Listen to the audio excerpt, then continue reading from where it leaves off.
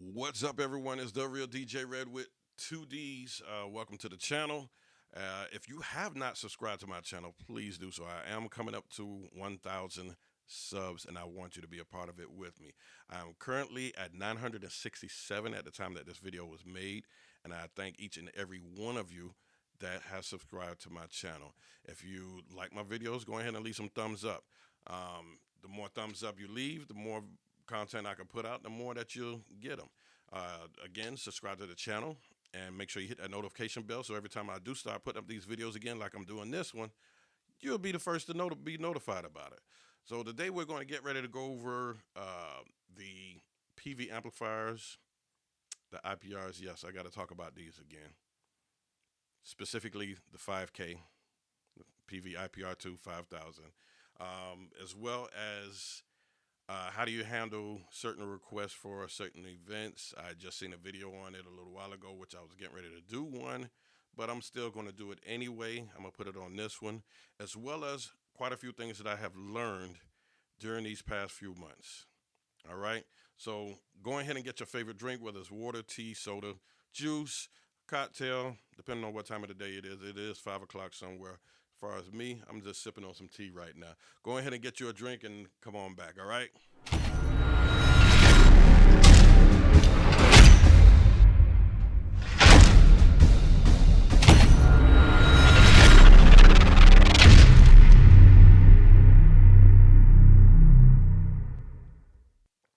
Uh, Good stuff there. Um, okay, so you know what? Let me clear this up real quick because I'm looking a little bit faded right now. The lighting has changed in the room a little bit, so I'm just gonna go basic. Show you guys what it looked like without the green screen. You like this? You like the before or whatever? Leave a comment down below. I'll show you how to do all of that. I'll probably do a video on that as well. So let's go to the basics right now. Um, First things first, the PV IPR amplifiers. Um, I wasn't a real big fan of PV. I've never used PV before until maybe these last couple of years or so that I started using the PV IPR 7500, IPR2 to be exact. um, had a little bit of problem with those. Got those going. Found out that it really wasn't so much of the amplifier, it was more of the speakers that I had in there. Short version of it is, if you guys have not watched the video, I'll try to put a link of the other video down in the description, leading back to those problems that I had with the amps. But I'm gonna give you the short version of it. Played an event, one of the amps cut off. The ones I was playing the top, I had two PVR IPR 7500s. Took it to get repaired, or I got it exchanged. Don't remember exactly what happened. It was a couple of years ago. Um, Played another event again. Amp goes out. Found out that it wasn't so much of the amp, but it was the Alto SX 215 speakers. Those speakers were supposed to have been 8 ohm speakers inside those boxes that were dual 15-inch. So meaning that on the box itself it says 4 ohms, which that's what it was supposed to be. It wasn't that. It was 6 ohm speakers in there, which brought the box down to a 3 ohm. I was playing 2 boxes per channel, which brought the amp down to 1.5. The amplifier cannot go down to 1.5. It only goes down to 2. So therefore, causing the amplifier to shut down, and had it replaced, had the board replaced, and what have you. Fast forward now. So I've increased the system during the pandemic. Yes, I've made quite a few changes during the pandemic. Went from 4 single 18s with the 4 double 15-inch tops to 4 dual 18s, and I still have the dual 15-inch tops. I've since then changed the speakers in the tops, putting in some 8 ohm speakers, Eminence. They play excellent. By the way, I'm not getting any kickbacks from Eminence or any of these other companies, but if they would like to hit me up, you can reach me. You can reach me. Um, so since then, I haven't had any issues with it. Since I got the dual 18s, I noticed that yes, I do need more power to play the system. The two 7500s have played very well since we solved that problem. Since I got the dual 18-inch boxes, I decided that I needed more amps. So I wanted to keep the same flow going as far as having the IPR 7500s um, throughout my entire system. However, they've been on back order for quite some time, and I do have quite a few events coming up that requires for me to bring out the big system. So I went on ahead and jumped the gun and went on ahead and said, okay, fine. I looked up the specs on the 5000s. Can I do it with the 5000s? As far as playing on the tops, yes. Went on ahead and bought two IPR 5000s. Um, After getting the 5000s, I wired up two separate amp racks. The reason why I had them set up that way, I had a 5000 and a 75,000 in each rack. I had it set up that way because a lot of the events that I do, I'm either doing left and right of the stage, or I would have to set up a group of speakers here, and I might have to set up some way down on another end, maybe 100 feet away or whatever.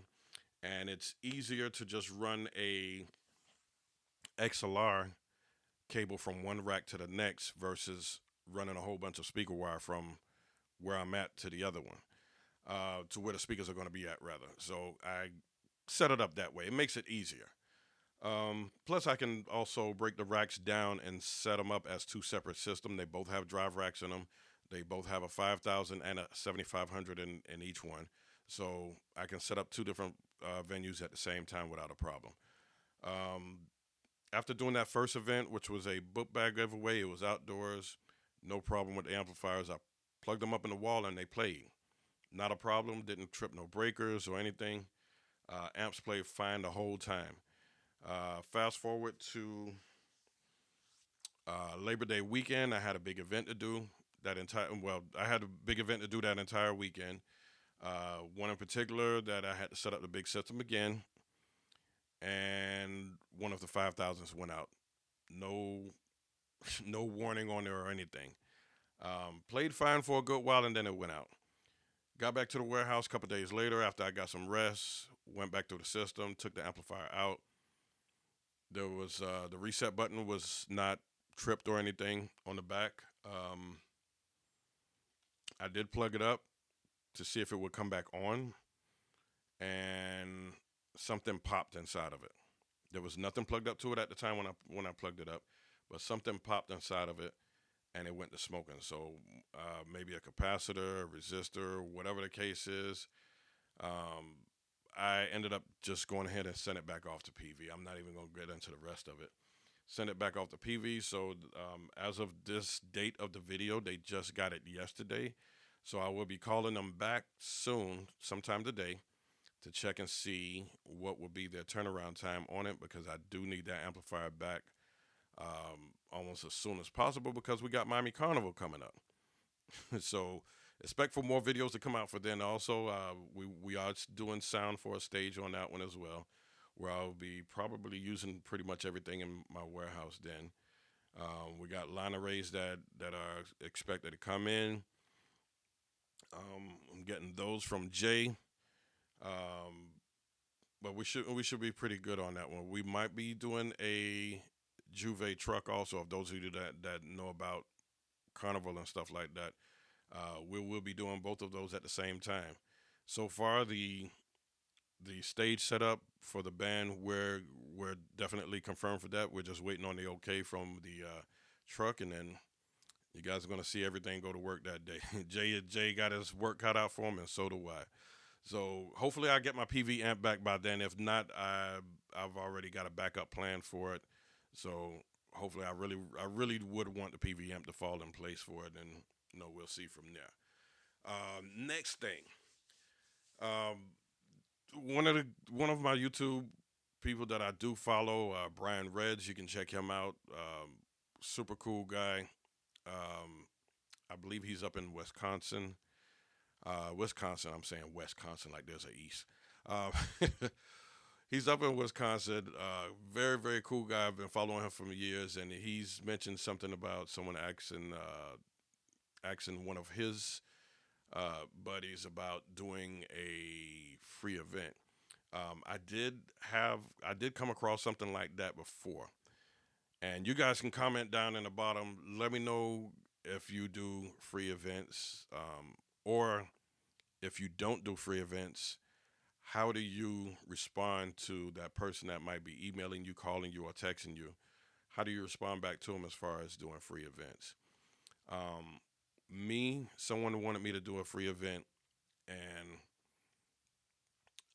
I, I'm very, very not saying that I don't or I wouldn't, but I'm very, very picky on any event that I would do for free. It has to be someone very close to me, or it has to be some personal meaning behind it as to why I would do something for free. I very, very rarely do it. Here's the reason why I would be very rare on doing a free event, and I've always used this before. Take this microphone for example. It's a Shure microphone.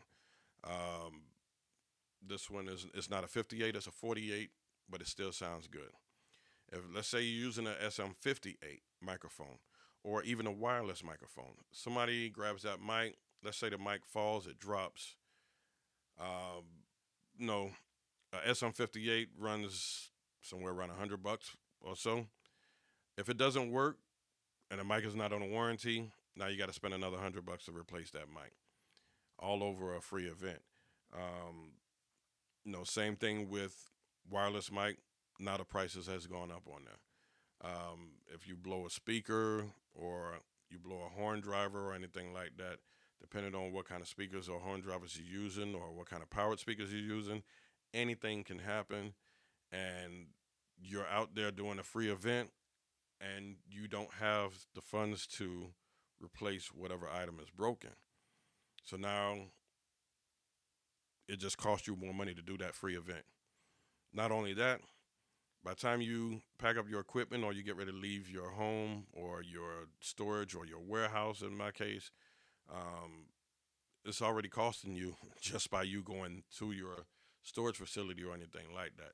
So with that, doing free events, I'm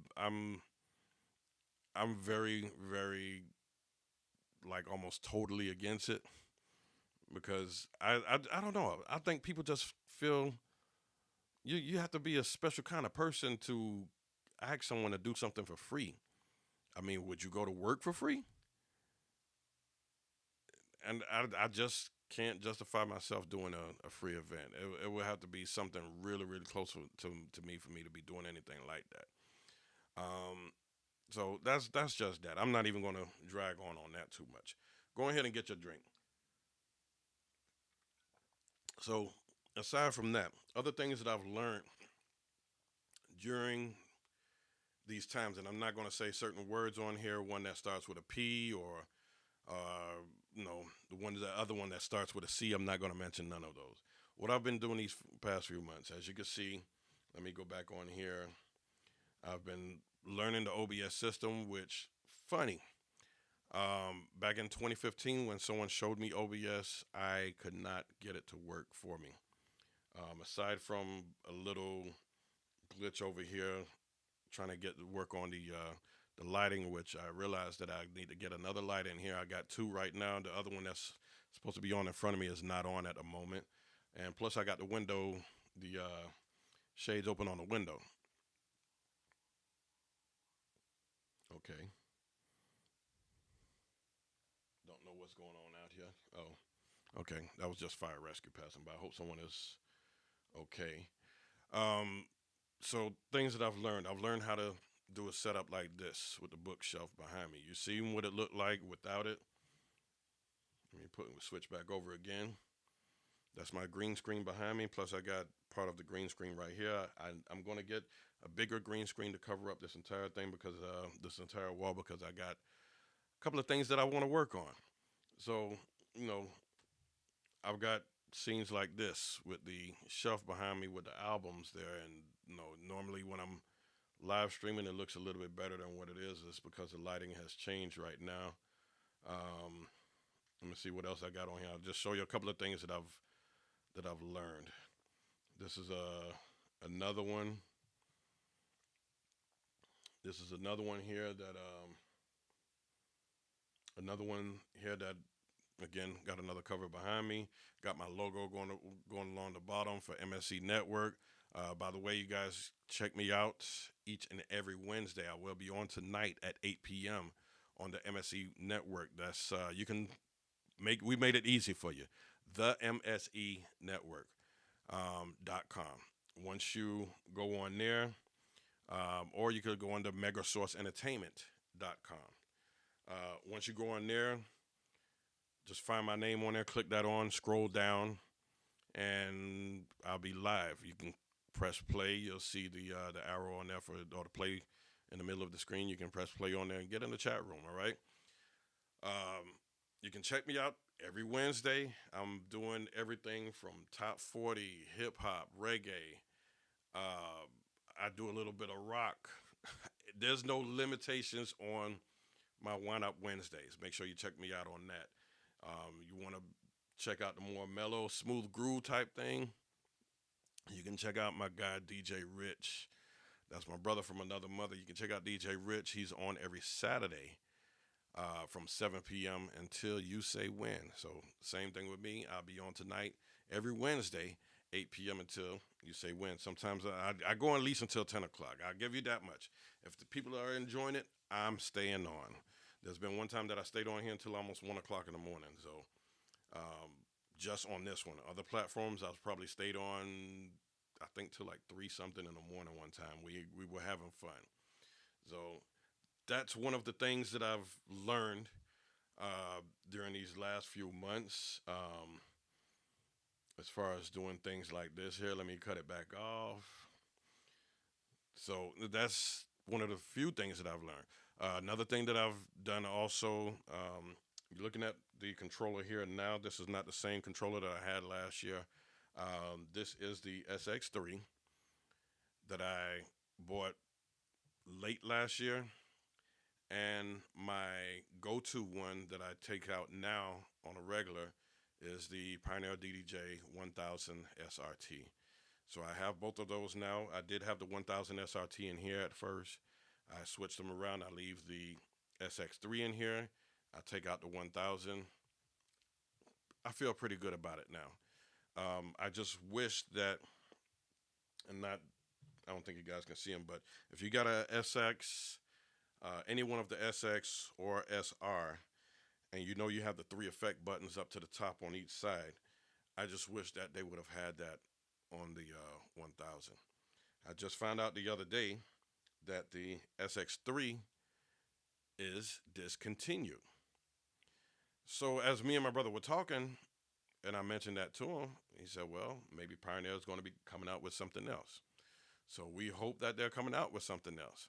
Pioneer, if you're listening, here's what, in my personal opinion, and I've talked to a couple of others that plays off of Serato. The idea of a ideal platter or controller rather would be something that has the full size platters like the 1000 SRT or the SZ, full size platters like that. You can make it a 2 channel. We don't care about the 4 channel. Give us a 2 microphone inputs and a 2 channel mixer. Um, I don't know about you guys. I only play off of 2 channels at a time. When I did play off of 4 channels, I was just remixing stuff on the spot, which majority of the stuff I can still do with the 2 channels. Um, Again, 2 channel mixer, full size platters, uh, 2 microphone inputs with our effects back on the top for Serato. Even if it's not all three, at least give us two. Right now, I have my 1000 SRT mapped out that I'm using something else on there to trigger my effects. The effects that's on the SRT, it's okay, but it's not for me. And it might be okay for others, and it's all a preference. I'm not saying that it's not good. I'm not saying that it's great, but it's not for me. Um, Same thing with any softwares. Uh, Whether you're playing off a virtual DJ, Serato, Record Box, what have you. I'm not knocking any software on there. I like a DJ that just plays good. I don't care what you're playing off of as far as software or controller. And I don't think your clients will worry about that either. long as you're playing a good set, you're having fun with it, that's all that matters. Me, I'm a Serato guy. I've always been that way for a good while. I started off with DJ BPM, which I've never seen anyone else with that program. Um, and I was taking a desktop around. Yeah, taking the desktop around, and finally I switched over to Virtual DJ and switched from Virtual DJ to Serato. I'm not switching to any other programs right now. I'm fine. I'm comfortable with Serato. I don't want to get into learning another program. If you're just getting out there and you're learning Record Box, hey, go ahead and do that because it might work good for you. Me, I'm in my ways right now, and I don't want to learn another program. I'm fine with Serato. But Pioneer, if you're listening, two channels, full platters with the effects button on the top, and two microphone inputs. That's pretty much it. We can still keep the keypads on there, and if you guys feel the same way, let me know. It doesn't have to be a overpriced controller. It can be it just doesn't have to be overpriced. We got extra stuff that's on some of the controllers that we don't use. I don't use the other two channels on the 1000. Um, the Flex 6. Let me talk about that real quick. So we did have that in our inventory for a period of time, and it was okay. But I probably would have gotten that if it had uh, dual microphone inputs. There was only one microphone input that was on there. There was four channels on there. Again, I don't need the four channels. I very rarely see DJs playing four channels, and if they are, they're mostly playing um, probably house or techno and stuff like that. Maybe some EDM music, but I don't need the four channels. They really lost me when they put the RCA plugs on the back of it for the master, and I'm like, it's okay. Can I play off of it? Yeah, but would it be my choice? No. But if they was to make one, again, full size platters, two channels, two microphone inputs with the Serato effects, able to trigger the Serato effects at the top with the still have the 16 pads at the bottom. That would be the perfect one. I would probably sell my 1000 and go get it right away if they were to come out with it. So we'll see what happens with that. Um, I think that's about it for now. If you guys got any questions, I might have some answers. Leave your comments down below, and I'll get back to them as soon as I can. If you have not subscribed to this channel, I'm asking that you do so. Help me get to that 1K. I've been working on this for a while, um, and I've been slow process, but I'm patient about it. And I was hoping that I was going to get 1K in March, and I haven't even rushed the issue on that. I've just been noticing that people started following, and gradually it got up to 900, and I was like, okay, I'm at 900. I got 100 more to go. So as at the time when I recorded this video, I was at 967. It's coming. It's coming. It's coming. It's coming. It's coming along real quick. Coming along real quick. So, um, no, hey, if you have not subscribed to this channel, go ahead and subscribe.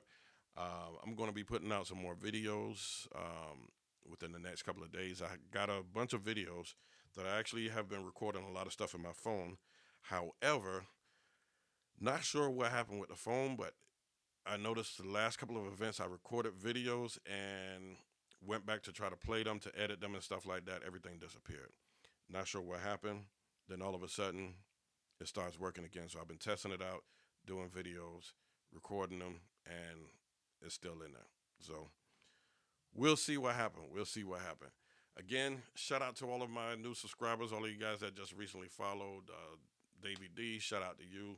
Ravi, I got to take that trip over on the west coast of Florida real soon. We're going to link up again, or when you come back on this side. Until then, everyone, y'all have a safe day. Wear your mask, man. If you have to. If you're around people, wear your mask. Um, I'm not even gonna get on that. I take that back. I'm not even gonna get on that.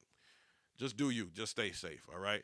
Till then, y'all be safe. I'm up out of here. You're truly one DJ Red. I'm out of here. Peace. Give me that thumbs up too. All right.